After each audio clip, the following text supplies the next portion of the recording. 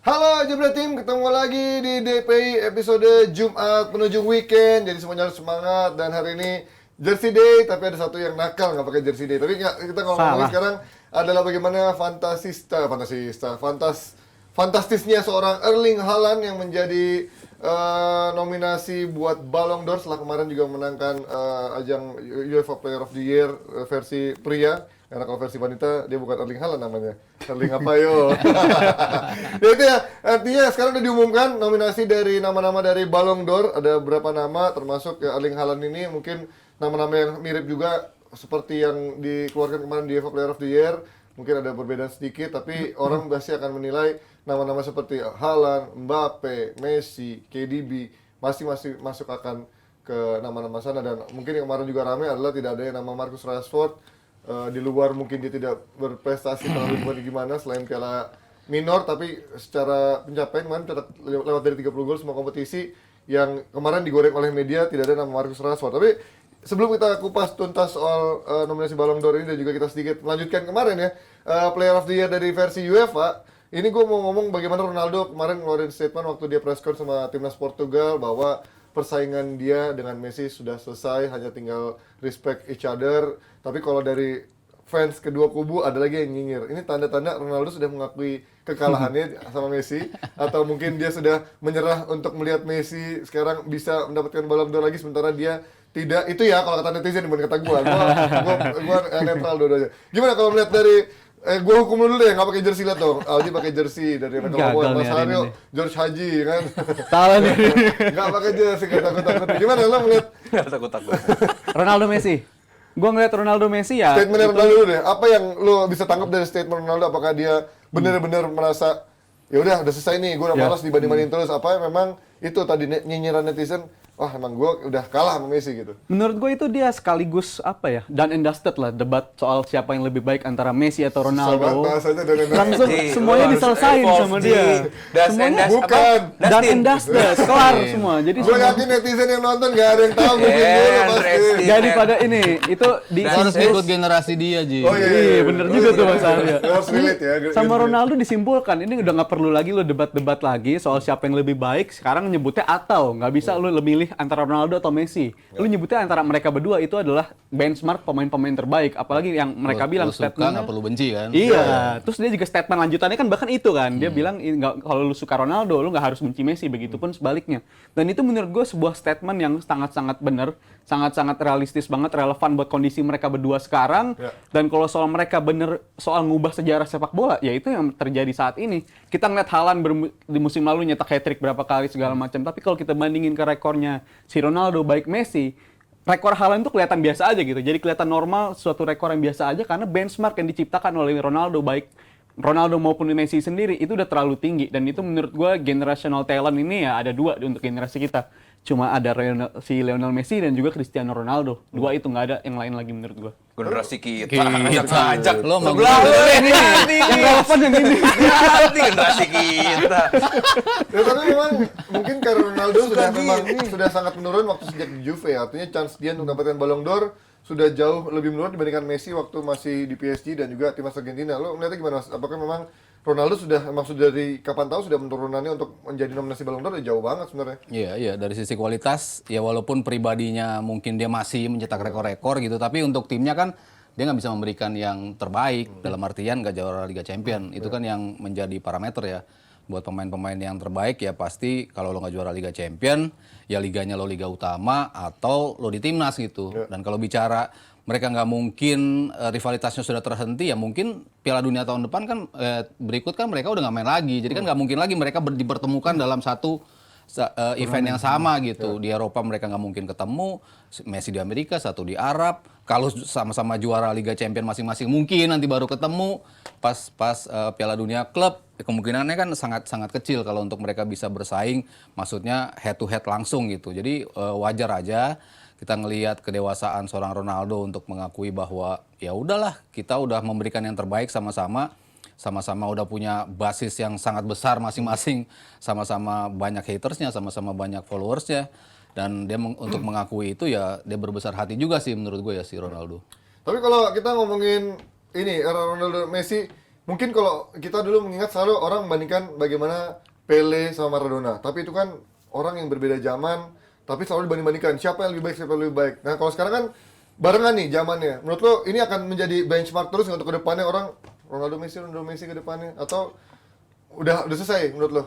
Messi menjadi juara. Halan Mbappe pasti sekarang. Walaupun sekarang ada Haaland, Mbappe, nanti di kemungkinan ada Vinicius, siapapun, segala macam. kisah Bellingham. Messi dan Ronaldo ini akan terus dibicarakan sampai 20, 30, 40 tahun. Apalagi sekarang ada jejak digital. Masih diomongin Justin di Masih 30 tahun lagi. gitu. Masih relevan.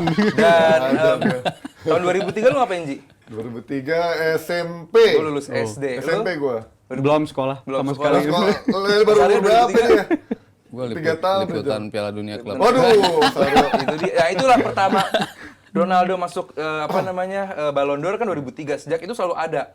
Dan tahun ini nggak ada nih Ronaldo di Ballon d'Or, dan jadi bahwa emang tahun lalu emang ya mau dibilang bagus enggak, mau dibilang jelek banget Ronaldo kan tahun lalu, dan buat gua nggak aneh pada akhirnya kalau Ronaldo nggak masuk nominasi Ballon d'Or musim ini, dan karena ditambah Messi masuk, ditambah Messi diunggulkan gitu, dan kalaupun nanti sampai akhirnya Messi yang menang Ballon d'Or, tentu ini akan memberikan slide of ya ada sedikit cubitan lah gitu untuk Ronaldo bahwa oke, Messi emang sedikit lebih muda umurnya dibandingkan Ronaldo. Cuman saat lu masih memilih bermain di klub yang ambisius gitu, dan seperti waktu itu PSG ambisius ya karena memasukkan Neymar, Donnarumma dan lain-lain. Cuman ya berbanding dengan dia ke Saudi is total different cake, dan buat gua ini akan menjadi kisah yang menarik sekali kalau sampai misalnya Messi juara Ballon d'Or dan Ronaldo masih terhempas di Liga Saudi. Tapi ini gue mau melanjutkan tadi ya, statement gue di awal, dan gue mau menyayangkan Abrar dan kawan-kawan tidak menyiapkan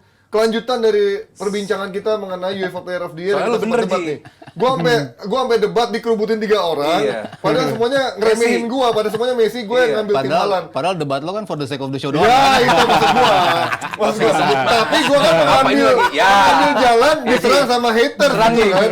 Bagian bener nggak disebut Iya, Abrar? fans Messi nyerang gua, DM gua segala macam, walaupun nggak separah waktu fans Ronaldo nyerang gua ya. Cuman mereka Sama, langsung Ji. ngambil ini sebagai taking personally segitunya, dan gua menilai justru itu yang masuk akal adalah ketika lu ngomongin UEFA Player of the Year, nggak adil rasanya kalau lu nggak menilai dia individually secara klubnya dibandingkan lu menilai dia di timnas yang bermain di Piala Dunia, karena UEFA pada akhirnya menurut gua lebih ideal ketika fokusnya hanya di UEFA aja, misalkan Piala Eropa ataupun Liga Champions ataupun juga di liganya. Kalau Ballon d'Or di kanal lain gue sempat bilang, kalau Ballon d'Or gue percaya Messi punya chance untuk lebih besar dibandingkan Haaland. Tapi kalau UEFA Player of the Year, gue kemarin masih 50-50, gue merasa kok Haaland nggak bisa lebih menang, karena dulu Messi waktu di masa-masa jayanya dia mencetak 50 gol selalu menjadi alasan individual performance dibanding main-main yang lain yang bisa membawa treble winners kayak Sneijder atau Ribéry Robben ataupun Neuer di sana kan. Sekarang menurut kalian apa yang menjadi alasan Messi bisa menjadi Ballon d'Or atau Haaland nggak bisa menjadi Ballon d'Or di tahun ini? Jurnalis.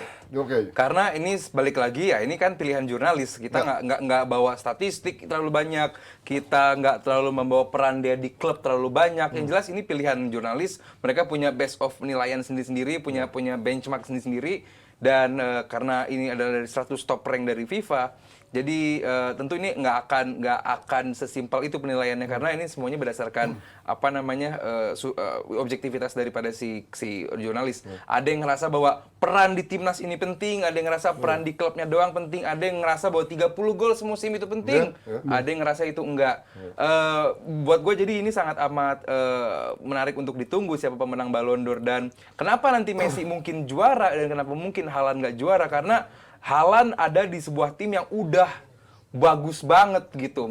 Haaland di City ini luar biasa banget. Jadi kayak kita lihat Haaland hat-trick, ya udah gitu, emang he built for that gitu. Dia emang mesinnya hat-trick gitu. Dan sementara Messi ada di PSG yang ya oke, bertabur bintang, cuma secara sistem nggak jelas, pelatih juga nggak jelas gitu, dan bisa bawa tim ini Ligue 1 dengan kontribusi yang cukup bagus, di timnas juga bisa bawa Piala Dunia dengan hasil yang cukup ya memuaskan. Buat gue sangat amat lengkap gitu, walaupun hat-trick ataupun 3 gelar dari City di treble winner di City bersama Haaland ini sangat sangat sulit untuk dikesampingkan. Jadi buat gue ini jurnalis bakal pada pusing. Silakan tanya jurnalis sendiri. Walaupun memang katanya Messi disebut selalu sebagai media darling. Gimana sebagai jurnalis, Mas?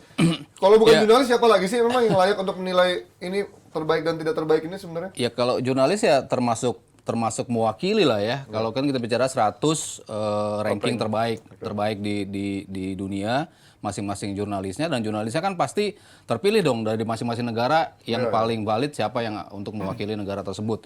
Itu kan mewakili berapa orang lah, pandangan orang di negara itu, paling nggak mereka melihatnya itu. Dan sekarang FIFA-nya pun mereka tuh melihat ini sebagai sebuah parameter yang kalau lo jagoin dia, alasannya apa? Harus ada, parameternya tuh banyak gitu. Jadi nggak cuman jumlah gol, jumlah assist, bla bla bla yang statistik, tapi apa yang lo bisa kasih ke tim ini secara overall. Makanya lebih sulit dalam artian ya lo misalnya lihat gol doang, oh si ini jelas gini. Cuman kan gimana si pemain ini bisa mengubah tim ini seperti apa. Nah gue ngeliat dari statistik dan juga cakupan luarnya, ya gue tetap melihat Messi sebagai yang terdepan. Karena ya apesnya Haaland, dia datang di era atau di tahun di mana ada Piala Dunia atau Piala Eropa. Dan gue rasa dari kita bicara 82, Paolo Rossi yang dapat si Italia juara 2006 kan Navarro. 2006 kan Navarro. 2004 ya Yunani siapa? Kan lu kan lihat selalu parameter gue tuh selalu pemain yang outstanding betul-betul di atas timnya. Kalau Panji kan suka ngangkat Sneijder. Tapi gue ngelihat selain Sneijder kan pasti di depannya Diego Milito juga punya peran yang besar juga. Cambiaso punya peran yang besar juga. Walter Samuel punya peran yang besar juga. Maksudnya peran besarnya itu cukup rata. Seperti halnya di City, lo punya Rodri, lo punya Gundogan, lo punya De Bruyne. Ini Tapi kan ada perdebatan lain, Mas. Gue potong sedikit ya. Ketika waktu eranya Messi itu katanya ada yang bilang kalau tanpa Xavi Iniesta Messi nggak akan se-outstanding itu juga dalam 5 tahun itu gitu. tapi nggak juga lah. Messi itu kan selalu bisa menjadi memecah kebuntuan Barcelona setiap pertandingan. Itu selalu ketika Barcelona cuman ngoper-ngoperan ball possession, creating ribu-ribu chances, tapi Messi yang bisa nge-crack itu selalu dalam setiap pertandingan. Itu yang membedakan. Yang gue bilang individual brilliance dari seorang itu. Dan itu kan yang kasusnya yang terjadi juga sama Luka Modric. Walaupun dia nggak juara di Piala Dunianya, tapi yang dia bawa untuk Kroasia itu nggak tergantikan sama pemain-pemain lain. Oke, Rakitic punya peran juga penting, tapi nggak sebesar perannya si Modric itu. Ini yang terjadi ketika kalau tahun depan aja kasusnya seperti ini, gue yakin pasti Haaland akan menang. Itu yang terjadi di 2001 Michael Owen, 2003 Pavel Nedved.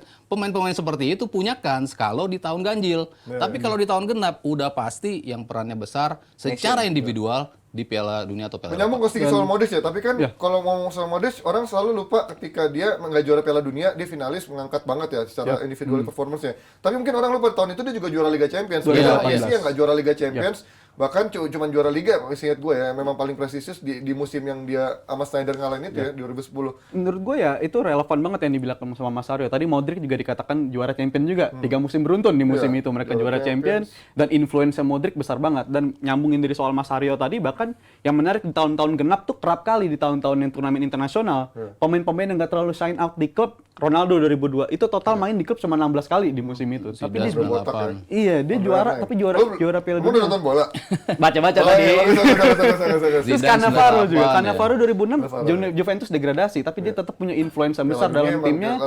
Iya, besar banget ya. Ibarat bisa dikatakan Piala Dunia sebagai booster bagi lu untuk bisa menjadi piala dapetin Ballon d'Or ini. Cheat code-nya gitu Iya, ya, betul. jalur cepat ya. Kecuali tim lu rata. Ya Yes. udah, kalau untuk tim rata kasusnya akan sulit. Jerman 2014 dia nggak dapat karena rata. Spanyol selalu tiap kemenangan. Tim rata pasti banyak nominatornya tuh di Ballon d'Or. Kayak sekarang aja City 7 orang nominatornya. Dan kemarin waktu Messi juara di Barcelona juga ya Xavi Iniesta juga masuk nominator juga karena tim itu sudah bagus, sistemnya sudah lengkap. Berarti banyak banget pemain yang bakal jadi nominator. Dan kalau kita katakan Ballon d'Or ini sebagai ajang seremonial lah, katakan ajang seremonial untuk sebuah pemain, pencapaian karirnya segala macamnya, gue rasa jurnalis akan sangat objektif untuk memilih Lionel Messi karena Lionel Messi udah namatin sepak bola, dia udah dapetin semua yang dia harapkan bisa didapetin sebagai karir seorang sepak bola, dan apalagi yang dia kejar gitu. Jadi seorang jurnalis akan sangat relevan apabila di tahun ini mereka milihnya Lionel Messi gitu menurut gue. Jadi easy point bagi gue ya Lionel Messi akan. Terakhir, Haaland atau Messi?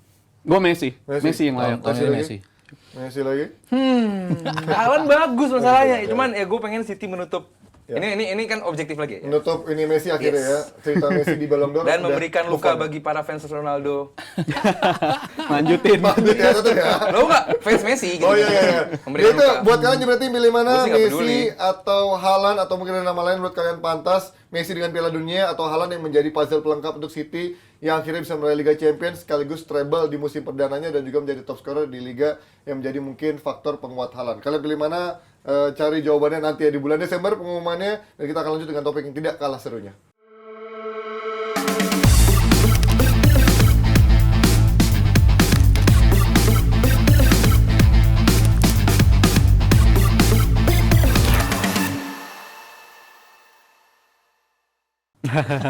Kualifikasi Euro udah mulai lagi nih. Baca skripnya. Semalam Prancis, Belanda, Polandia mulus-mulus aja. Bahkan Prancis ada Marcus Thuram main Inter ngegolin nih. Baju ini Marcus Thuram golin. Terus juga Belanda juga kayaknya smooth-smooth aja walaupun gue ngeliat skuad Belanda kok kayaknya agak-agak madesu ya buat ngeliat turnamen berikutnya ya. Dan sebentar lagi jam 11 juga ada Spanyol yang lawan Georgia nih, lawannya kayak sebaya. Udah gak ada tahu sekarang Georgia siapa ya? Kalau Kvaratskhelia itu nama negaranya apa ya? Gue lupa deh. Susah namanya. Georgia, Bukan Georgia ya? Georgia ya kan? Kvaratskhelia kan? Sekarang Kvaratskhelia. Iya, Kvaratskhelia. Mamardashvili. Ya, iya. Mamardashvili. Ya itu lawan Georgia kalau kalian mau tahu dulu mungkin eranya ke Sebaya. Kalau sih Kakak Kalatse. Kvaratskhelia dulu. Dan Georgia sekarang juga. eranya ke Kvaratskhelia sama si itu si Vili-Vili ya. Iya, yang ke MU nggak jadi. Dan Sabtu baru nih tim Inggris main. Selalu menarik dari segi gosip, tapi sedikit dari soal Spanyol yang lagi menarik adalah pemain yang lagi menjadi apa ya? Wonderkid yang lagi media darling, masih muda banget, 16 tahun mencetak rekor di Barcelona dan sekarang potensi nyetak rekor di timnas Spanyol sebagai pemain termuda adalah Lamine Yamal. Ini kira-kira De La Fuente memberikan nggak nih untuk posisi kanan dulu Jal? Kan tadi ngomongnya dikit nih. Lamine Yamal mengingat sebenarnya di posisi kanan Spanyol nggak kuat-kuat amat ya menurut yang starting line up itu belum ada yang benar-benar patok gitu kan. Menurut gue jangankan di soal sisi kanan ya, dari sisi lini depan pun semuanya nggak ada yang firm bener, gitu iya, dari iya, Spanyol iya, gitu betul ya. sih itu. Jadi menurut gue akan sangat mungkin apabila si Lamine Yamal ini dicoba di pertandingan ini karena Spanyol juga dalam beberapa tahun terakhir kerap ngasih kesempatan ke pemain-pemain muda ya, Ansu Fati, Gavi, Pedri semuanya hampir dapat di waktu yang pelatihnya bersamaan. ganti mulu juga Mereka muncul di skuad Spanyol dan dipercaya di turnamen-turnamen besar bahkan nama-nama tadi yang gue sebut. Dan kalau soal prospek Lamine Yamal ini ya emang dia pemain umur 16 tahun tapi kalau gue lihat dia main cara dia bawa bola itu beda banget. Mentalitinya juga beda, so positif segala macam. Jadi akan sangat mungkin dia akan dicoba di pertandingan nanti, apalagi walaupun Spanyol waktu itu di pembukaan pertandingannya itu menang lawan Norwegia yang tanpa Haaland, tapi abis itu gua rasa ini kayaknya tim belum baik nih. Ini tim masih ada masalah dari segi mencetak gol dan terbukti di laga keduanya masih terjadi masalah tersebut dan akhirnya kalah. Dan akhirnya mungkin 2 laga ke depan akan sangat krusial bagi mereka untuk menjaga asa lolos secepat mungkin untuk ajang Euro 2024 tahun depan. Jadi nggak ada salahnya untuk lu nyoba karena ada banyak banget ruang yang harus diimprove bagi Spanyol, terlebih di lini depan. Dan gue rasa ini tempat-tempat yang bisa diisi sama pemain-pemain macam Lamine Yamal ini yang istilahnya masih lapar lah. Dia masih lapar untuk ngisi. Ya iyalah baru mulai udah nggak lapar mah keterlaluan. Kebangetan. Kayak Sancho Udah, ntar aja. Tapi ngomongin Lamine Yamal nih mirip Rijal di dunia pandit ya. Lu sekarang usia berapa? 23. 23. Mungkin dia menjadi pandit termuda yang muncul di kanal digital. Tinggal mungkin lu tinggal mencein rekor di TV aja sekali muncul aja minimal. Wah, Mencein rekor gitu ya. Iya. Kan orang TV nggak begitu percaya lu umurnya 23 gitu karena lu punya jenggotan kan. Kalau cepet-cepet mungkin disangka masih 17 Kalau tahun. umur lagi 16 dikira. tahun nih. Gimana kalau lihat Lamine Yamal, Mas? Ini siapa pesaing-pesaing terkuatnya di timnas Spanyol dan seberapa besar kemungkinan dia untuk menjadi tempat utama sampai nanti menuju Euro? Si De La Fuente kan dia bilang ya, gua kayak merem untuk milih dia nih. Dia tuh saking percayanya, dia ngelihat di TV ini pemain gila mainnya. Pas latihan sama dia, wah ini lebih gila daripada dia main di TV. Emang dia merate setinggi itu permainan Lamine Yamal. Jadi gua cukup yakin kalau di 2 laga, terutama ketika lawan Georgia dan juga Siprus, mereka amat mungkin bisa nurunin dia gitu. Kalau lo tadi bicara siapa yang ada di sisi, kan dia biasa bermain di winger kanan ya, di depan penyerang kanan. Di situ ada Nico Jackson, Nico Nikonya itu Atletico Bilbao. Nico Williams di posisi itu, ada Dani Olmo juga di posisi itu, ada Marcos Asensio juga yang bisa main di posisi itu. Ferran Torres juga bukan yang bisa di kanan ya? Ferran Torres bisa. Makanya mereka sering puter-puter kan. Olmo kadang di kiri, dia bisa pindah ke kanan. Tapi kalau kemarin si Nico Williams yang di Piala Dunia kemarin si Yamal kalau gue ngeliat dari permainan dia baru 3 kali main di Barcelona udah kayak gitu. Tadi nyambung apa yang dikatakan Rijal, pengambilan keputusannya, keberaniannya dalam Masih ceking banget ya. Pelistri tapi dengan Pelistri atau Garnacho tapi dengan keputusan yang jauh lebih Iya, matang decision makingnya dibanding lebih mereka. matang kelihatan. Jadi gue cukup yakin ketika pemain-pemain muda dikasih kesempatan ya why not untuk pemain ini. Ini akankah menambah suntikan ketajaman mengingat sejak kalah Maret lalu kayaknya dari segi produktivitas dunia ketajaman Spanyol tuh kayak hilang di strikernya mungkin nggak bisa diharapin. Apakah dari Walaupun dengan mereka Lamine juara Yamal ini ya, Hah? juara Nations League kan. Iya, dengan Lamine Yamal yang akan membuat Dan kalah sama Scotland lebih juga bagus. kemarin kualifikasi. Yoi, beda 9 poin, ketinggalan 9 Makanya. poin, tapi masih Jadi, 2 pertandingan. Buat menjawab pertanyaan Panji, gue sangat bisa yakin bahwa nggak akan terlalu bisa Strikernya memberikan tetap nggak ada ya. yes. Dan gue nggak aneh tadi Ada Morata. Ya, telah. Jose lu masih siap. Ada Jose lu, Ji. Ya elah, Osil bola pantul dari rebound doang sama salto sih ya kayak Kan itu yang dibutuhin. Tap in. Wah. mendingan pakai false nine semuanya ada striker kayak begitu. Gue nggak aneh kenapa tadi Mas Helu bilang si pelatihnya ini De La Fuente sangat suka dengan kualitas si Lamine Yamal ini karena emang dia kan pelatih kelompok umur terus kan tadinya kan. Kalau seri seniornya kan belum pernah mungkin dia ya klub senior atau timnas senior. Alaves doang ya. Ya. Kalau nggak sekali. Bentar doang Iya, kan iya. lagian. Dan that's why dia ketemu talent seperti ini tuh kayak ketemu wah barang luar biasa nih, barang sugap nih gitu kan. Daun muda nih. Iya. Sugap BTS ya. Jadi nggak apa ya, wow harus gua pakai nih gitu dan apa namanya entah nanti mau dimainkan di kanan, di tengah atau menjadi false nine itu soal lagi dan yang penting apakah Lamine Yamal ini mendapatkan jadi starter atau enggak, which is gua nggak yakin. Jadi starter paling dimasuk dari bangku cadangan gitu untuk oh gini timnas senior gitu dan apa namanya dia memberikan visi yang baru juga bahwa di level seperti ini walaupun dengan Spanyol yang seperti itu ya ini adalah sebuah pencapaian luar biasa bagi Yamin karena di Barcelona pun belum setahun dong dia apa namanya konsistensinya gitu kan 6 bulan atau 4 bulan. Baru 3 pertandingan. Enggak, mesti tahun lalu kan dia kan di akhir Beberapa tahun kali lalu kan diikutin. bersama siapa Ezi siapa Abdi, tuh? Abdi. Iya, Abdi itu. Abdi Sleng, ya. Nah, Sama si Fermin coba. iya. Tapi dibanding Abdi malah lebih cepat ini progresnya Abdi Nah, lama menurut gua. jadi buat gua luar biasa sekali, cuman gua nggak mau terlalu cepat. Sama kayak kemarin kita bahas soal Evan Ferguson ya, bahwa jangan mau kita terlalu cepat untuk ekspektasi terlalu tinggi. Ini pemain yang sangat amat rentan cedera, gue yakin karena yang tadi Panji bilang masih sangat kurus dan pergerakan dia sangat cepat, jadi pasti bakal menjadi hajar back lawan gitu, apalagi back kayak Siprus, back kayak Scotland gitu. Nggak kena dia disangkat. Iya, kenapa tuh? Pasti begitu. Licin. Kan sugap barangnya. Makanya begitu kena baru.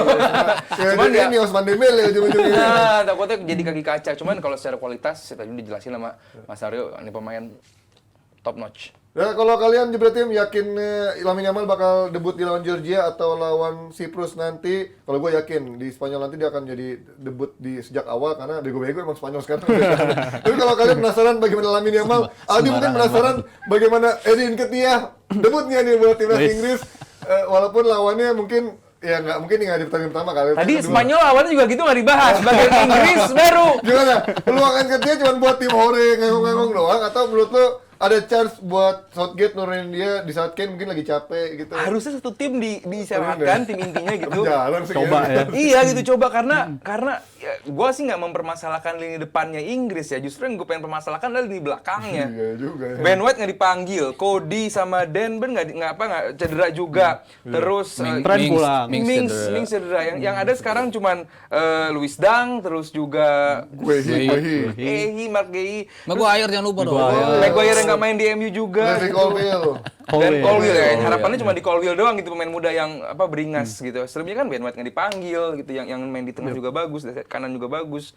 Itu yang bakal menjadi concern gue gitu. Kalau tengah ke depan sih, ya mau Hendo ini main ini juga nggak ada masalah gitu kan. Lini depan juga mau Harry Kane, mau Nketiah tetap aja tajam gitu. Mau pakai Saka, mau pakai Rashford, Grealish, Foden, itu nggak bermasalah. Ya masalah siapa? Apakah Pickford masih menjadi pilihan utama si Southgate apa enggak? Masalahnya ini pelatih malas menggunakan skema tambahan gitu. Timnya itu lagi. Jadi tim dari cadangan itu hanya sekedar untuk adaptasi dengan first teamnya gitu. Padahal tim ini secara kualitas mungkin salah satu yang terbaik di Eropa gitu. Cuman pelatihnya sih gue rasa bahwa pelatihnya gue rasa malas untuk mengganti Saka, malas mengganti Kane, malas mengganti Bellingham, malas mengganti Rice. Ada Calvin Phillips di sana padahal, terus bisa pakai Foden, di Rashford bisa diganti ya nama-nama lain gitu. Chilwell boleh lah.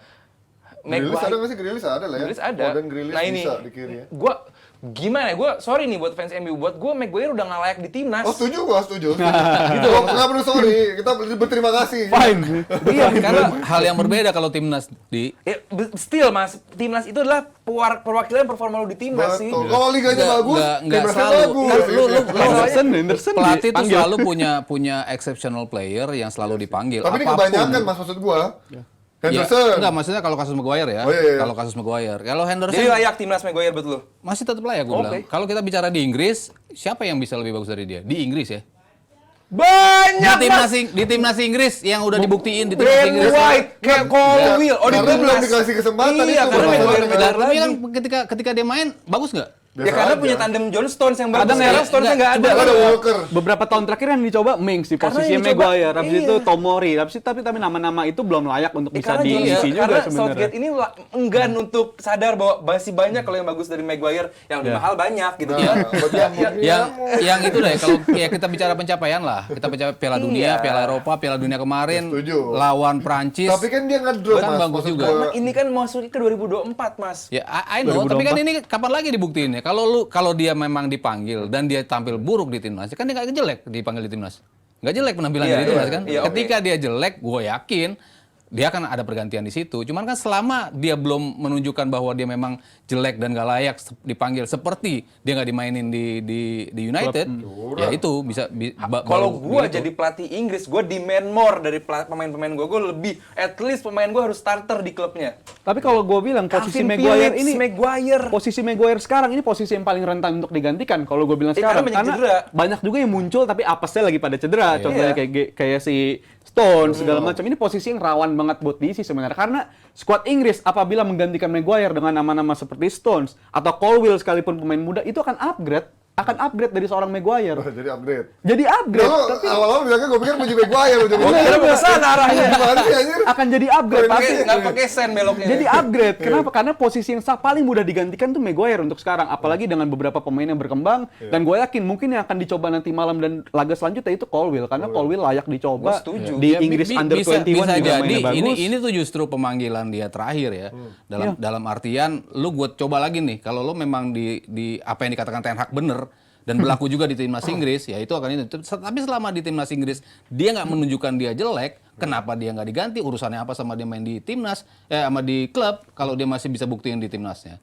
Karena kayaknya kalau di Inggris, gue menilai dia sering banget di kualifikasi ketemu lawan-lawan yang gampang pertama, walaupun di Ukraina sebenarnya gak gampang ya, tapi itu pun juga ketutup sama teman-temannya yang cukup solid mas. Kalau di MU kan semuanya juga masih belum menemukan performanya ya, kayak sama Lindelof misalkan, sama Luke Shaw juga sering cedera, gelandang bertahannya nggak ada yang bisa ngelapisin. Sementara Inggris double pivot kan, Rice dulu sama siapa, Calvin Phillips atau sama Henderson juga. Terus Jadi, dia salah dia Ya, nggak ada ngelapis. yang bisa ngelapis. ya bukan salahnya, maksudnya ya artinya dia nggak sehebat itu kalau nggak ada yang lapisin mas. Kalau pakai argumen kayak begitu ya sekarang Colwill nggak jadi timnas gara-gara salahnya Maguire main jelek ya kan nggak gitu juga. Iya, nggak juga. Makanya kan. buat gue sih Maguire udahlah thank you atas service lu di timnas. Your time is up. Sekarang waktunya Colwill, waktunya Ben White, waktunya Tomori. Memang Tomori. arah kesananya ya Mungkin pasti Luis itu. Dang. Karena kan pemain muda yang dia coba di beda-beda layer di tengah sama di depan kan dia coba terus. Pemain Kayaknya mudanya Maguire, dia coba terus. iya.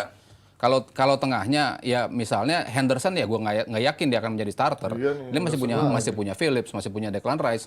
Foden, Ada Madison. pemain yang terutama yang double pivot ya. Selama ini kan memang si siapa namanya yang tadi gue sebut? Hendo, Rice sama Bellingham. Hendo sama Rice. Habis itu Rice sama Calvin Phillips ya. di Euro kemarin di Piala Dunia pun mereka dicoba juga. Jadi memang pilihannya kan cukup variatif dan banyak dan ngebuktiin mereka semua bisa bermain bareng gitu. Dan di belakang kan dia belum pernah coba nih pemain-pemain. Ya mungkin di sini nanti dia akan coba kalau dia rasa ini pemain-pemain muda ini live up to the expectations, cocok, ya udah dia akan stick dengan pemain muda. Cuma selama enggak, ya gue yakin sama pemainnya yang pilihan dia ya sudah yang dipakai. Jadi nyaman sama pemain-pemain ini. Masalahnya si Ya karena Southgate emang ini nyaman. belum kena dihajar sekali sih, memang kalau udah dihajar sekali pasti langsung tahu nih saatnya gue ganti. Tapi menarik bagaimana sosok Madison yang dulu-dulu selalu dibully, ini orang cuma wonderkid gagal, tapi begitu sekarang di Spurs di awal pertandingan dipuji-puji, ternyata dia bisa gitu step up dari gamenya ketika dia di Leicester dulu. Ini apakah sekarang waktu Madison bisa merebutkan tempat di skuad timnas Inggris? Oh sekarang? harus, gue sih sangat yakin Madison bisa menjadi salah satu nama yang diperhitungkan Bisa untuk gantiin menjadi Mount juga nih, nomor ya. 2 di Euro 2024. Menggantikan Mount itu sangat pasti bisa, karena kan dia main di nomor 10 sedikit ke kiri sama seperti Mason Mount juga. Work rate-nya juga cukup tinggi, dan apa namanya di tim se-level Leicester, itu dia masih bisa berkembang juga ya. Sekarang kalau dia bagus di Tottenham dengan pelatih seperti Ange Postecoglou ya gua nggak kaget gitu. Dan yang diberikan di timnas gue yakin sangat amat banyak. That's why gue bilang posisinya si Madison ini bukan posisi yang perlu kita upgrade seperti yang tadi Rizal bilang. Ini belakang. Tapi tenang aja, karena Southgate pasti punya darlingnya sendiri. Mendingan lu Ji jadi gantiin Maguire Ji. Ya, pasti jadi bagus ya. Jesse Lingard apakah kembali lagi atau Mason Mount nanti ketika kembali menjadi starting utama lagi? Tapi yang jelas Inggris tetaplah Inggris, dan mungkin ujiannya adalah di tahun ini menuju Euro nanti dan juga di Piala Eropa. Apakah Southgate bisa menghadirkan progres yang bagus untuk Inggris atau udah waktunya dia harus cabut? Kita akan kembali dengan topik yang nggak kalah menariknya.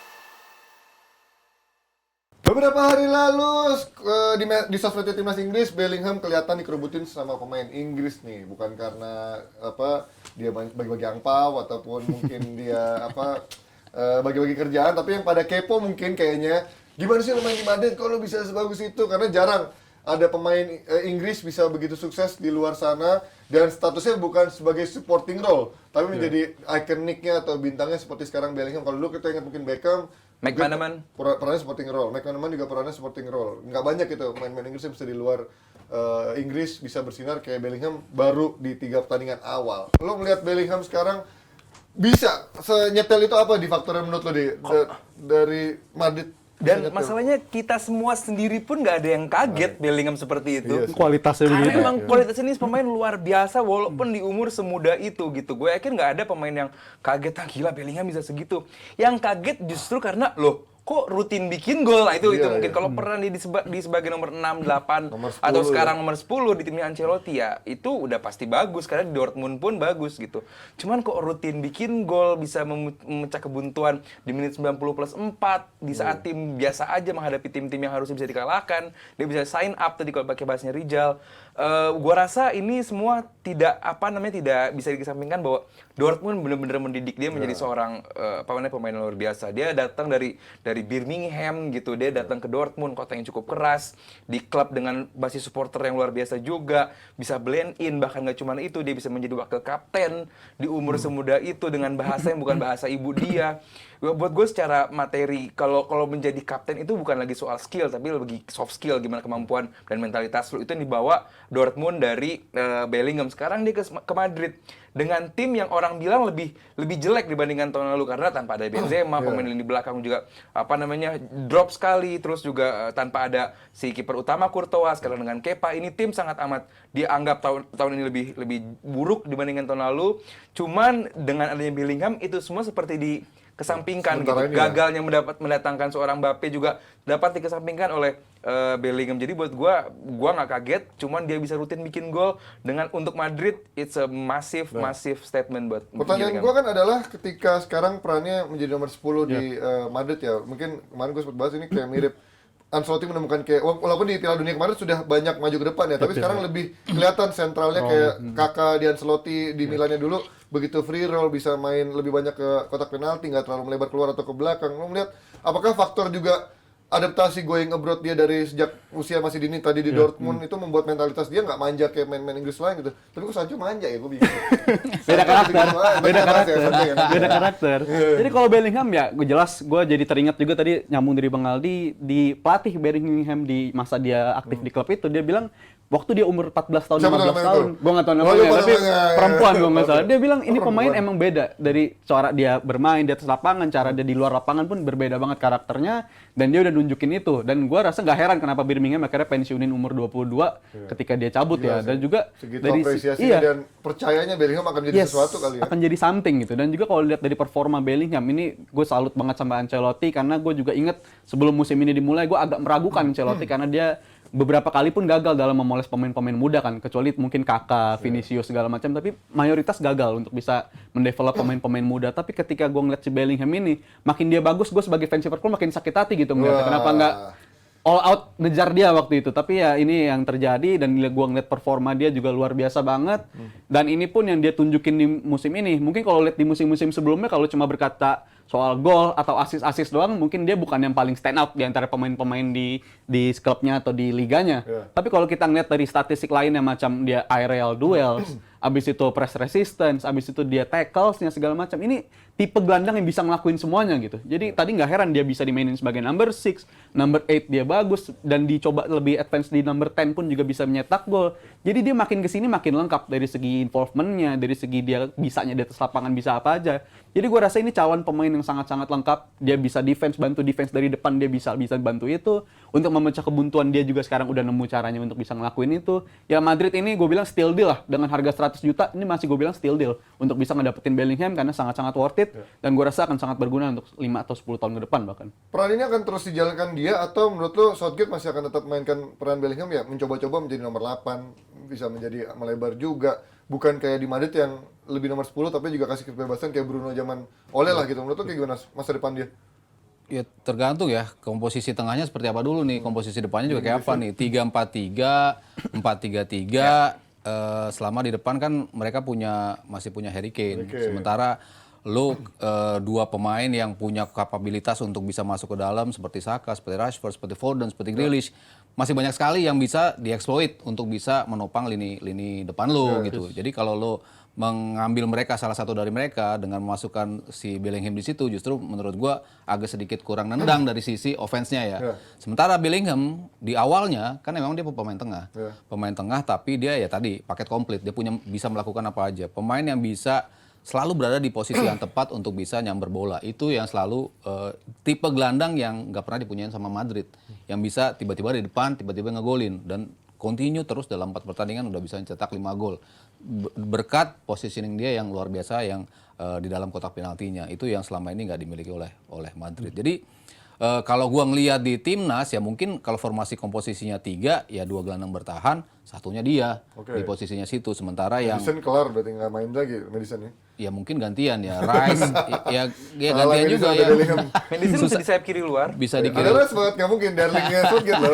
Tapi kemarin Piala Dunia sempat jadi cadangan juga Enggak, ya. Rashford udahan juga Kayaknya jelek. Foden sih Foden, lebih- iya, ada Foden lebih- juga. Di kiri ada Grealish, kayaknya kirinya akan milik pemain City, City. iya. Menurut gue ya lebih eksplosif lah ya dari sisi masuk ke Sayap dalam. kanan, Mas?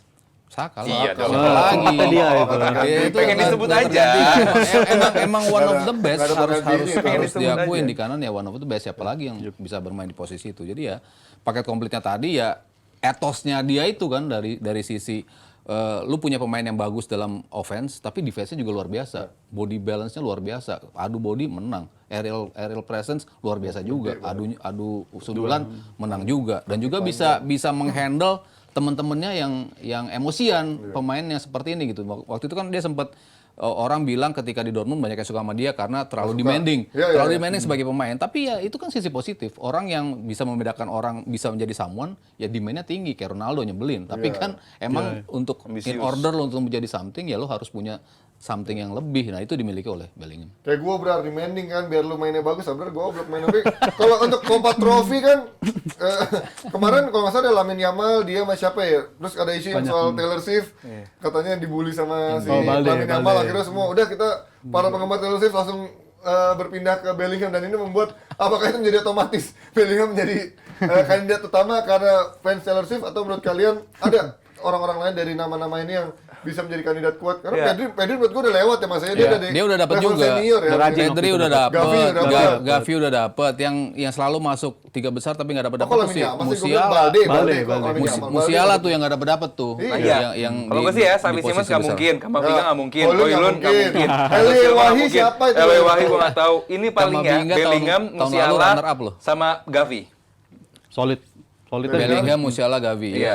Iya, 3 itu. Dan kalau dari gua ya Bellingham ini milik Bellingham lah Copa Trophy ini, dan untuk keduanya Musiala gue setuju karena musim lalu pun bisa dikatakan sebagai breakthrough season bagi dia juga, dia muncul di sistem yang dikatakan Munchen-nya lagi nggak kondusif banget memenangkan lah. Munchen jadi juara, golnya dia juga. Golnya Musiala Iya. muncul. Jadi dikatakan di musim yang ketika Munchen nggak lagi kondusif dia bisa muncul jadi pembeda, abis itu dia juga jadi breakthrough seasonnya buat dia. Jadi gua rasa layak dapat apresiasi juga si ini Musiala Iya, ini. dan untuk yang dinilai itu kan Højlund di Atalanta, Iya. Bellingham di Dortmund Yes. gitu kan.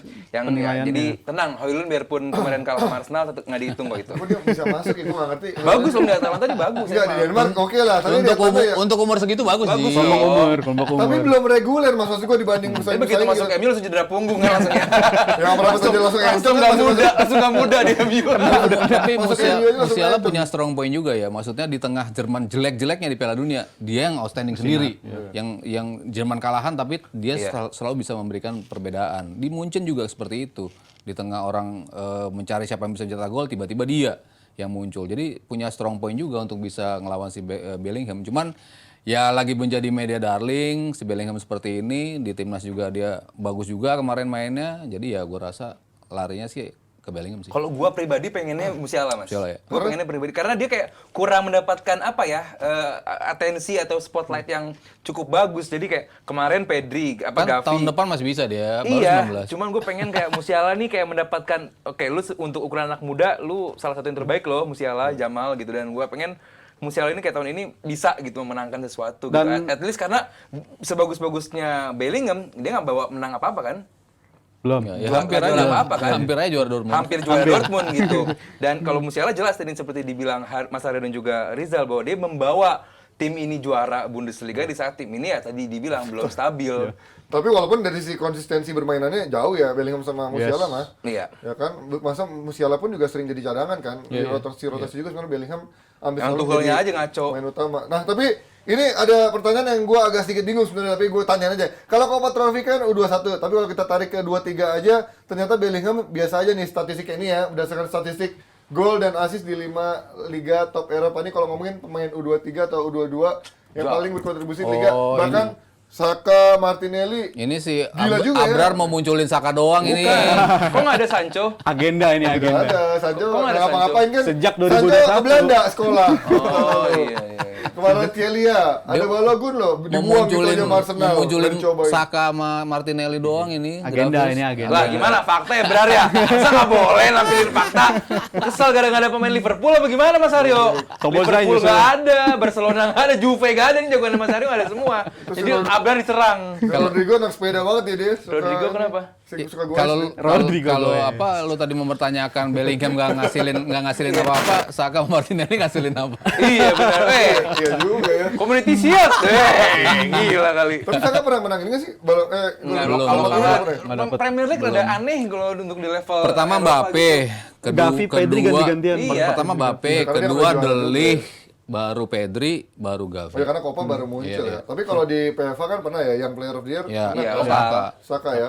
Nah ini kalau ngomongin tadi nama-nama ini Saka, Martinelli butuh Saka menurut gua underrated banget. Butuh pembuktian apa untuk menjadikan dia sebagai Trofi major karena Ji. menurut gua walaupun dia sebagus ini kayaknya media tuh nggak menyorot dia sebagai layaknya Apalagi- bintang gitu apalagi ya. kemarin gagal Ini kayak penalti. Mane masalah orang ngeliatnya salah doang, Manenya nggak dilihat gitu.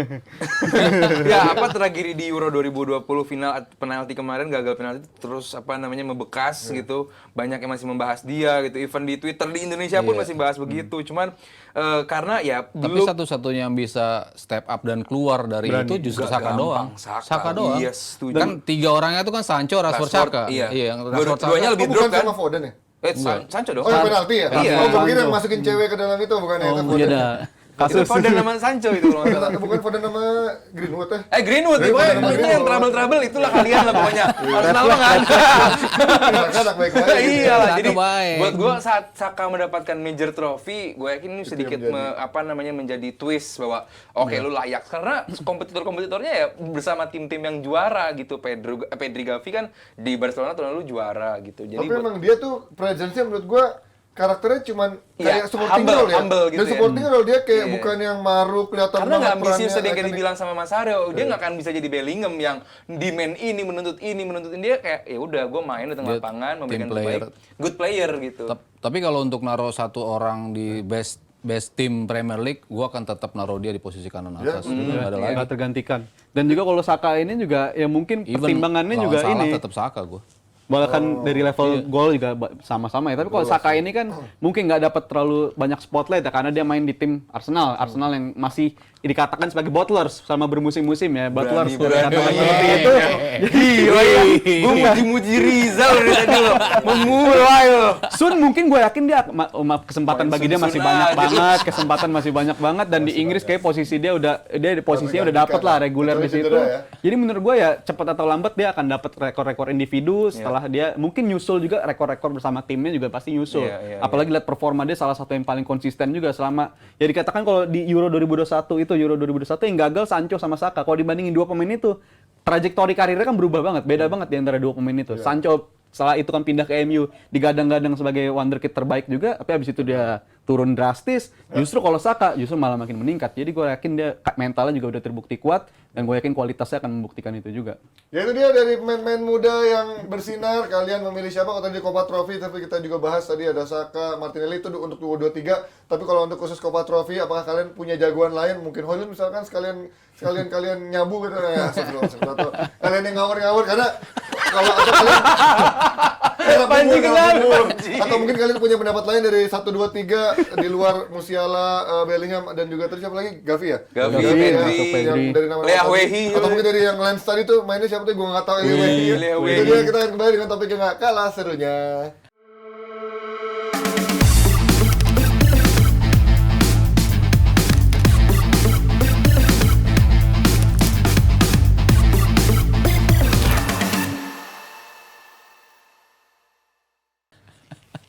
Banyak padahal. Marcelino nggak masuk. Salah. Marcelino Ferdinand. Marcelino Ferdinand. Sancho Benalu. gokil. Argentina digocek-gocek. Goks. Kembali kan dari Here We Go, Here We Stay. Untuk Jadon Sancho setelah kemarin ada isu dia mulai digoyang-goyang dari klub Arab sana, tapi justru nggak ada deal sampai bursa transfer dia tutup dan dia lebih memilih untuk bersaing mendapatkan tempat di tempat yang sudah tidak ada buat dia sebenarnya. Karena menurut gua no way back buat Sancho setelah balasannya di media sosial sangat terbuka, bahkan personal dari dia langsung, dan ini membuat rasanya karirnya di MU sudah sulit melihat titik terang. Ada timnya Gerrard kemarin katanya mau ngajak ke Arab, tapi harga transfernya 50 juta, bikin Arab mundur. Padahal 50 juta sebenarnya duit yang kecil buat Arab, tapi ngeliat Sancho jadi langsung males itu 50 juta, mundur. Ini apakah hoax atau menurut lo sesuatu yang mungkin terjadi, Mas Aryo? Kemarin itu beneran mau. Cuman kan harus diingat, Etihad kan Etifak nggak masuk di Big Four itu. Betul, bukan Salman punya Bukan ya. Salman punya adenya kali. punya Tetap aja punya pangeran. punya ada yang keberapa gitu. Jadi ya wajar aja kalau mereka nggak punya sisi financial yang segede yang mereka itu yang bisa nawar. Kan mereka datengin cuman Henderson sama satu lagi siapa? Wijnaldum baru datang. Sama Etifak juga. Satu Etifak lagi. sama Dembele. Gambar segala kuda macam. itu yang gambar kuda. No, Demarai Gray. Demarai Gray ke situ. Iya, Demarai Gray sama si Henderson yang ada di situ ya bersama Gerrard pelatihnya. Jadi dari sisi financial mungkin saja mereka nggak sebesar itu, apalagi kita bicara 50. Karena kan keharusan ketika lo minjem dia sampai akhir musim, lo harus mengaktifkan opsi untuk membeli dia sebesar 50 juta itu. Nah, mereka kan nggak mau. Kalau dia di 6 bulan ini juga ngaco gitu kan, ya ngapain juga gitu kan, dia harus beli untuk 50. Jadi kewajiban itu yang membuat mereka akhirnya menarik tawaran itu. Ya ini akankah hanya menjadi benalu atau duri dalam daging atau musuh dalam selimut?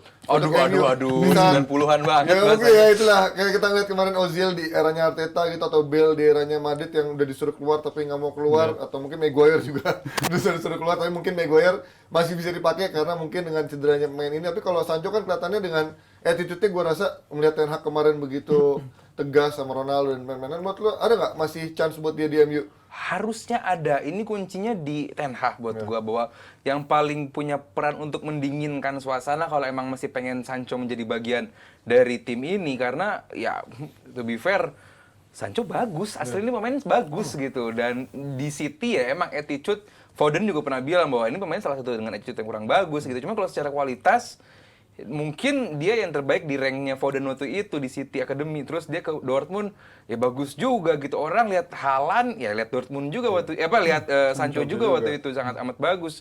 Dan ya MU juga nggak bodoh-bodoh banget ngincar pemain kayak Sancho kalaupun emang dia jelek. Ini pemain bagus. Sama seperti MU mengincar Anthony, ini pemain bagus gitu. Kok ketawa sih? Bagusnya, Anthony. bagusnya nggak sugap nih, berarti nggak bagus beneran. Kalau lu bilang bagus beneran, berarti sugap kan tadi ngomong kan. Ya, paling nggak scoutnya mengusulkan ini pemain bagus gitu, makanya dibeli. Cuman ini semua di tangannya Ten Hag juga untuk oke, kemarin kita mungkin sama-sama emosi, sama-sama ngomong di media yang nggak harus kita omongin. Sekarang kita ini balik lagi, season masih early, kita masih butuh lu. Karena kita lihat Anthony juga masih kurang, mungkin belum bisa dimainkan dalam beberapa pekan ke depan. Ada spot kosong buat lu atau Pelestri di sana. Di kiri udah jelas Rashford sama Garnacho. Oke, kita balik lagi ke tim kita untuk bangun lagi musim ini karena masih early dan buat gua bakal jadi deadwood karena kalau emang Sancho nggak akan dimainkan gitu dan gaji dia kan tertinggi juga gitu di MU mungkin emang tertinggi kali ya dan 300 ya dia. Tiga Bawa setengah. Rashford 3,5. Tiga Sekarang setengah punya gitu main dan tinggi lu punya sama pemain 350.000 untuk nggak dimainkan buat gue itu sebuah blunder bagi klub juga.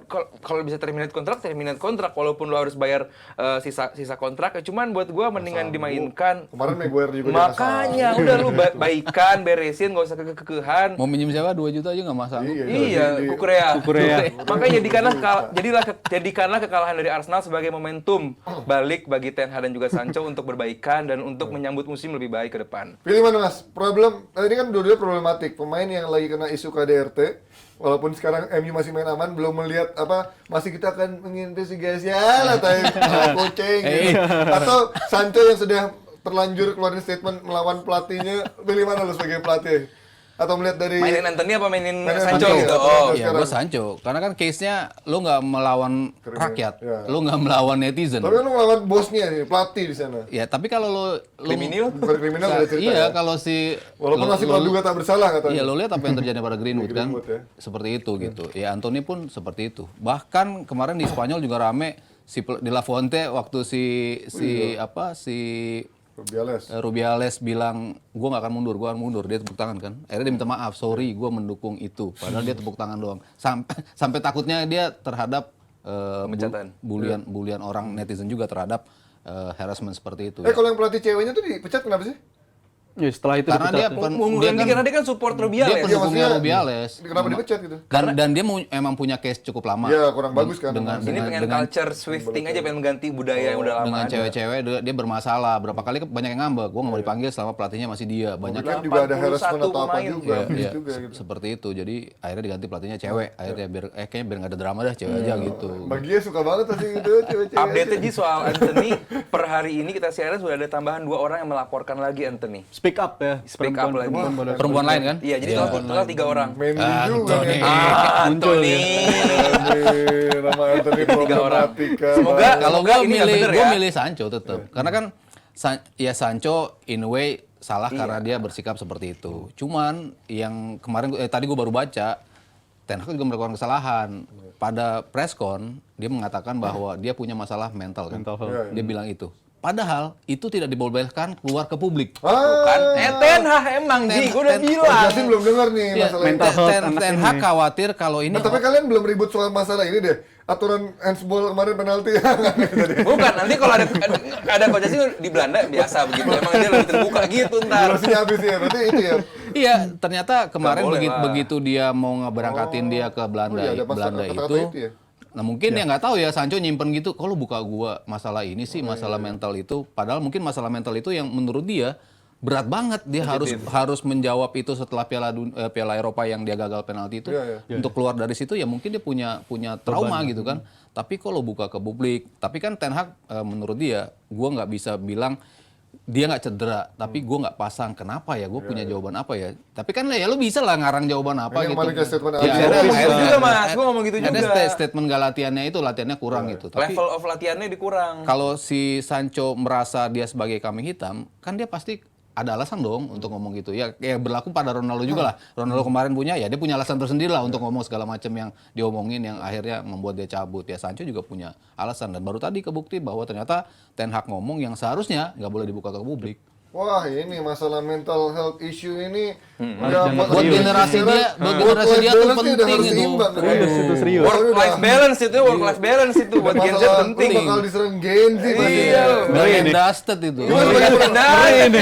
Bisa dan dusted karirnya kalau begini. Nggak bisa, Sebagai mesin Gen Z dibanding. Dustil Down ini bagaimana? Ya, gua agak skeptis juga ya karena kalau soal mental health gitu ya gua agak takut juga kalau soal menyinggung soal itu, tapi ya katakanlah itu benar Sancho emang jadi victim dalam kasus ini dan dia kecewa sama perkataan si Ten Hag ini. Tapi gua rasa Sancho juga nggak bisa berlindung di balik alasan kayak gitu. Wow. Karena di balik ini Dele semua. Alli, tiba-tiba muncul cerita Dele Alli itu. Nah, ini gue pengen menambahkan ini juga. Tapi Dele Alli gimana? Akhirnya gue nggak tahu tuh apa Ya, gila, enggak lanjut. Kan ibunya katanya waktu bilang katanya semua tuh bohong. Gue belum tahu tuh lanjutannya Oh, bohong sebenarnya ya? itu bohong apa enggak tuh sebenarnya Cerita cerita dia. kecilnya dia itu ya. Iya, masa kecil Ngeri yang juga. dibawa diasingkan ke Afrika. Kalau sampai bohong sih seru. Kebangetan Ibunya kalau bilang gitu mah. bohong, makanya gue bilang, ini gimana ceritanya? Nah kalau Sancho kan mungkin masih baru Iya. dalam tahap, lo ngapain sih buka-buka soal mental health issue Iya. itu? Kenapa lo bilang nggak bisa berlindung di balik itu? Karena Kan gua- Gen Z semua berlindung di balik itu. Iya. Gue ngeliat datanya juga. Nggak selalu sih. Maaf ya. Tapi ngeri nih pas lagi loh. Terus ya Panji ya, Itu gila. lo lebih ngeri loh yang nyerangnya dia. Iya lagi serius bukan Rizal loh ini. Gue lebih takut diserang sama K-popers. Panji Suryono. Tapi lihat reputasi dia, si Sancho ini ternyata di Akademi City pun udah pernah dikatakan sedemikian. Dia pernah didenda, bahkan di level akademi bayangin dia pernah didenda karena indisipliner. Indisiplinernya dari segi latihan, dia malas-malesan. Terus dia pernah satu momen dia diganti sama Foden minta salaman Nggak sama tos, dia. nggak mau tos. Dia melengos aja gitu, jalan aja. Habis itu di Dortmund, dia juga pernah dapat hukuman yang serupa seperti yang dikatakan Ten Hag kemarin. Dia level trainingnya sangat-sangat di bawah rata-rata, di bawah sama temen-temennya lah katakanlah seperti itu. Dan akhirnya dia kena denda juga. Habis itu sama Southgate bahkan di level timnas pun dia pernah melakukan hal yang sama gitu, nggak turn up di sesi latihan. Jadi menurut gue ini udah terlalu Karena banyak. mentalnya keganggu. Gue nggak mau berlindung di balik ini. Tapi mungkin ada yang salah dengan karakter dia karena Tolong, saya lagi butuh healing gitu. gue baca dari Daily Mail Tapi bahkan. cocok-cocokan nggak sih? Karena kan kayak Hazard gitu misalkan, Iya. dia juga tipikal yang malas latihan. Karakternya begitu, Tapi iya. mungkin dia bisa show up di lapangan Yes. ya. Dan mungkin cocok-cocokan pelatih sama tempat juga. Let's say tadi yang Rizal Atau bilang Rizal benar. Paling tepat Ten Hag ngomong ke media atau ke Sancho-nya langsung. Sancho langsung atau ke manajemen. Manajemen. Ini pemain gua nggak bisa pakai, dia begini. Lip service-nya lu aja. Oh, Ten Hag Ten Hag lip seharusnya- service dong, iya, betul. seharusnya dia bisa melindungi si Sancho-nya ini juga dong. Kalau kasusnya emang Iyalah. sedemikian kayak begini Karena karena manajemen ke scout ke Iya. ke pemain iya, langsung. kalau terus kayak begitu. begini gue bilang ini lebih Jadi lu ke arah setuju Ten Hag yang salah nih? untuk so far gue bilang ini juga seharusnya nggak keluar dari mulut Ten Hag lah karena kita tahu betapa bergantungnya pelatih itu kalau belum mau beli pemain tuh berdasarkan scout report dari sesi latihan dia gimana. Kalau dia Ten Hag ngomong kayak gini, ini bisa jadikan pembunuhan karakter juga. Mungkin ini yang dikatakan Sancho ini kecewa juga sama Ten Hag yang mengatakan demikian. Makanya Sancho berani bilang that's not true gitu. Yang dikatakan Ten Hag itu nggak benar karena mungkin sebenarnya tadi gue nyambung sama Mas Aldi, Bang Aldi dulu yang pertama ya. Ten Hag ini gue lihat emang punya rencana sama Sancho. Terbukti dari preseason dia dicoba sebagai number 9, dicoba juga sebagai number 10. Dia punya rencana yang jelas untuk Sancho, tapi ya ini ya gue rasa ya sama-sama lagi panas, sama-sama lagi emosi akhirnya terucap lah sama Ten Hag itu Gila, kalah sama dan Arsenal akhirnya gimana nggak panas. iya dan akhirnya terjadilah kayak ini dan gue nggak ngeliat Injury time gimana 2 cara gol. Injury time 2 gol Zal gila. Panas Zal. jadinya. Panas Butuh lah. scapegoat Itu jadinya. kalau lihat logonya MU itu apinya benar-benar membara itu. Nyala-nyala itu logo setannya. Kena VAR bola, aduh. Iya. Dan sekarang lihat Sancho ini problematika karena harganya sangat mahal, gajinya sangat besar, dan masih ada waktu 6 bulan untuk bisa memutuskan dia dijual apa enggak. Dan kalau melihat Ten Hag sekarang, menurut kalian gimana sekarang dengan perkembangan 4 pertandingan ini? Gue udah berapa kali diserang sama fans MU kan. Gue nggak bilang Ten Hag layak dipecat, tapi menurut gue 6 bulan ini adalah masa under review dia untuk membuktikan dia bisa berada di konsistensi minimal di papan atas lah, 4 besar gitu. Tapi ketika di luar 4 besar, kalau permainannya masih gini-gini aja, menurut gue MU udah harus mulai mikirin calon penggantinya ketika memang dia nggak bisa nembus 4 besar atau dengan pola permainan yang diharapkan dengan fondasi yang ada. Menurut lu gimana? Ten Hag dengan segala blunder-blundernya, pemilihan pemainnya, sekarang manajemennya. Terlepas dengan segala macam beban yang harus dia laluin ya, yang off the Banyak field-nya. toksiknya juga sebenarnya Iya, ini mungkin bukan salah Ten Hag doang karena banyak Yes. toksik di pemain di manajemennya, di pemain-pemainnya dan juga banyak Pressure cedera juga. yang membuat dia akhirnya pressure sekarang di dia semua. Masalah pembelian klub itu jadi satu. Masalah pemain-pemain Badung itu juga ada satu. Pemain bintang yang Bandung. extraordinary Udah dibuang juga. dibuang juga. Jadi ya he's doing something memang gitu. Cuman menurut gua belum cukup untuk level MU. Gue bilang di 4 pertandingan ini gue belum lihat upgrade dari apa yang mereka dapatkan di musim kemarin. Sementara Arteta paling nggak dia bisa maintain dengan apa yang dia mainkan di musim kemarin. Dia tinggal butuh plek lagi bisa nggak untuk lewatin City gitu. Cuman si Ten Hag, gue belum melihat dia melakukan something perubahan yang bisa membuat MU satu level dibandingkan di musim kemarin. Peringkat 4, sekarang berharap ke peringkat 2, gue rasa sih sangat berat gitu ya. Walaupun Apalagi ada Liverpool iya, sekarang. apalagi Liverpool udah jelas mulai stabil. Belum lagi ya nanti Chelsea mungkin bisa juga. Gue mau ngomong Chelsea tapi diketawain tadi. Gue udah ngomong Chelsea. Diketawain. Beneran diketawain Gue rumahnya. yakin Chelsea bakal naik kayak. Gue juga yakin. Iya, iya. Naik ke papan atas atau naik dari peringkat 11 itu? Lo tau berdua ini mas gimana sama Chelsea mas? Gue udah Papan mau atas, ngomong. gua bilang. Papan atas ya. Papan ya. Papan atas. Dibanding Ya. Spurs, tinggi mana? Lu bahaya juga Spurs. Gue bilang Chelsea. Iyalah. Ya ini Chelsea nanti tinggal lah. belum nemu aja. Belum nemu. Karena kan pemainnya baru semua nih, kebanyakan baru. Anak muda lagi tapi kan. belum klik dia. Jadi belum konsistensi itu belum mereka temuin. Cuman Ya, gua- how Pochettino mau tim ini udah kelihatan. Nah, si Ten Hag kan belum kelihatan tuh dari musim kemarin. Iya, iya. Mau pakai Weghorst False Nine lah, mau itu terlalu banyak yang dia coba-coba tapi belum dapat ramuan ajaknya gitu. Ya itu dia, kita lihat nanti bagaimana nasib Sancho dan juga Ten Hag, apakah justru friksinya akan semakin memanas. Lu gimana Ji? Hah? Sebagai fans MU? Kalau gue melihat dari era Ferguson dulu kan gue orang Lama. gen lama ya. Kayak gini menurut gue udah nggak etis pemain. Tapi menurut gue layak dikasih second chance kalau misalkan dia memang menunjukkan attitude yang sangat bagus dan udah ngomong secara heart to heart, dua mata, enggak dua mata, Empat mata, mata. ya. Dua mata ke dua mata ya. Tatapan. Ya, eye to eye gitu ya sama Ten Hag. Ternyata dia emang menunjukkan komitmennya untuk sama MU. Tapi kalau ternyata kalau itu Kelihatan Sancho. Ten Hag belum bisa megang ruang ganti kelihatan nggak? iya. Ya kan? Gue melihat justru Iya. emang Ten Hag tuh ya otoriternya bagus tapi menurut gue. Iya. Tapi kadang-kadang nggak semua Kok pemain rebel semua jadinya? Iya, Gen Z itu cocok kan Iya, kayak gini digituin. ya. Kayak untuk menangani tim-tim kayak MU. Makanya Ya. nih emang menjadi pelatih MU tuh lebih berat daripada menjadi pelatih timnas Indonesia kali ya. Dan yang jelas Indonesia Waduh, sekarang lagi pelatih main timnas kan. Indonesia dong, Ji. Kita akan melihat hasilnya nanti 1 jam ke depan. Semoga Indonesia menang, kita doakan. Dan ini akan menjadi akhir episode kita di kali ini. Happy weekend buat semua Jebret Team. Thank you buat Sari Mandi, thank you buat Awi, thank you Rijal, Thank you, Ji. Mas Haryo, Mas Sabto, dan juga Aldi juga. Dan juga buat kalian nontonin Punya apa nih? potongan ini gara-gara titipan ini, potongan dari tayangan DP yang dipotong yang terpisah menjadi 4 ini bisa kalian tonton dalam edisi fullnya di channel YouTube-nya Dewan Pundit Indonesia. Jadi bukan di Jebret Media TV atau Jebret Media Channel, tapi di Dewan Pundit Indonesia untuk melihat tayangan fullnya yang tidak dipotong-potong sesuai request kalian para sultan. Thank you Jebret Team. See you when I see you. Happy weekend buat semuanya. Bye bye.